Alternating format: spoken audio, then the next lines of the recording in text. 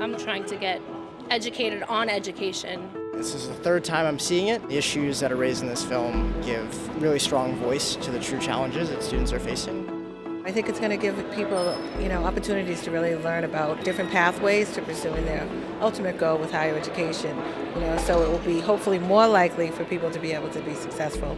We're really excited to be hosting the New York City premiere of the movie Unlikely.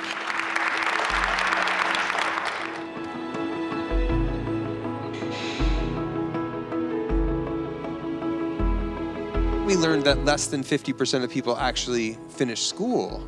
And I'm like, well, that's insane. What are we doing wrong? We really hope that this can continue a dialogue and how the institutions need to change to fit the 21st century students. They're good enough to admit, they're good enough to support to graduate.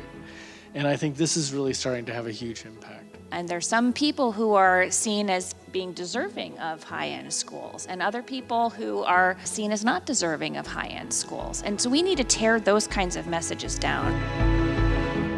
When you see it in a movie and you see real people's problems and you see what they have to go through to get to college, it lets people who maybe live very different kinds of lives get a real glimpse of what's going on. And I think it tends to make them realize that maybe the solution that worked for them or their children isn't going to work for everybody. The stories were really about how people are resilient, they're capable. We just need to make more of an effort to make sure more people have those opportunities. I want to thank everybody for coming, and let's give it up for the panel here.